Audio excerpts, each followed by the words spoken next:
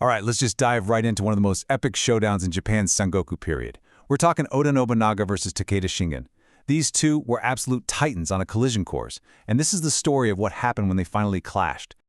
You know, whenever we talk about these two, the first question is always, who was the better general? Who was stronger? But what if that's the wrong question entirely? What if the real winner here wasn't a person at all, but a whole new way of thinking? See, this was so much more than just a battle between two armies. This was a head-on, violent collision between two completely different eras of warfare. We're literally talking about the past versus the future, fighting it out on the battlefield. Okay, Section 1, a war of ideas. Now, this rivalry wasn't some personal grudge match. It was basically inevitable. You had Oda Nobunaga in the center of Japan trying to unify everything under his new system. And then you had Takeda Shingen, who had absolutely perfected the old-school, land-based military state. Their territories were expanding, and they were simply destined to crash into each other. So, let's dig into Section 2, the old versus the new. And to really get what's going on here, you have to stop thinking about them as just two guys. You have to see them for what they really were. Two competing, totally different systems of power. Let's break this down. On one side, you have Takeda Shingen. And let's be clear, he wasn't weak. He was the absolute peak of the traditional warlord. His power came from land, from his loyal vassals, and from his legendary cavalry. He was the perfected model. But then, there's Oda Nobunaga. He was a total wild card, a mutant in the system. His power didn't come from land. It came from a brand new, centralized economy. He used things like free markets to get resources faster than anyone could have imagined. Which brings us to Section 3, an unexpected death. Now, early on, if you were a betting person, your money would have been on Takeda, for sure. He had the reputation, he had the experience, and he'd just crushed Nobunaga's ally, Tokugawa Ieyasu. All the momentum was on his side. But, as it turns out, the final blow in this conflict wasn't going to be struck on any battlefield. And this right here, this is the Achilles heel of that whole old-school system. It was all built around one single charismatic leader. So when Takeda Shingen suddenly dies from an illness, the Takeda clan doesn't just lose its leader. No, it loses its brain, its entire strategic direction, all at once. His son Katsuyori was left in a totally impossible situation. So all of this leads to Part 4 and the legendary Battle of Nagashino. Now look, this is one of the most famous battles in all of Japanese history. But I'm telling you, the story you think you know, it gets the most important part completely wrong. Yeah. The myth is simple, right? It's that epic image of the heroic Takeda cavalry charging straight into a wall of gunfire. But just saying it was horses versus guns really misses the entire point. The real fight was between two totally different philosophies of war. Look, Nobunaga's victory wasn't just about the guns. That's way too simple.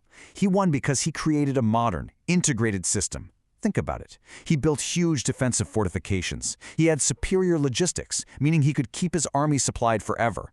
And his troops used a systematic volley fire that created a non-stop wall of lead.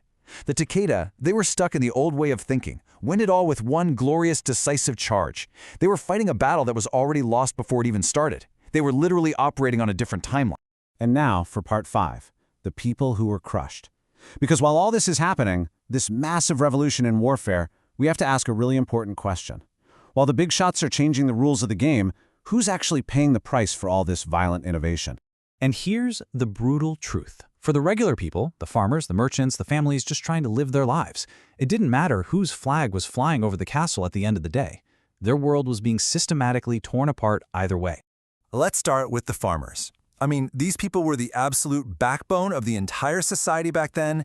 They were the engine that made the whole war machine run, and they were being completely bled dry.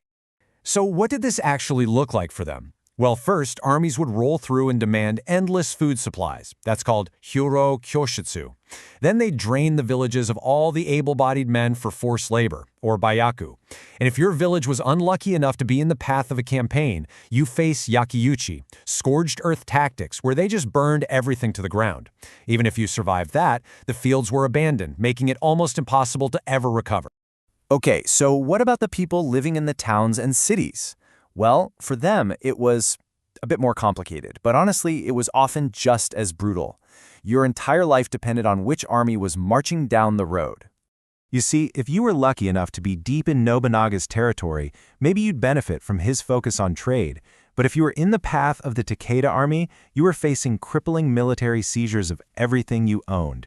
And if you were stuck in the middle, in the contested areas, it was the worst of all worlds. Just total economic ruin. So, that brings us to our last section, number 6, the new rules of war.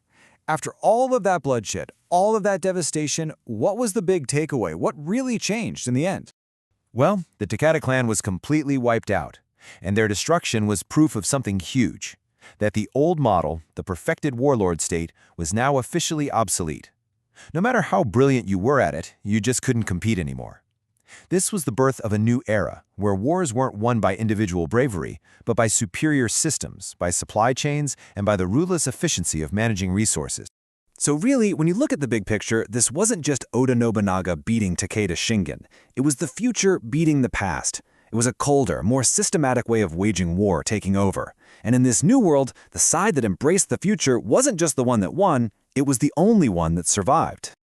And that's what we have to end on, this one final sobering thought.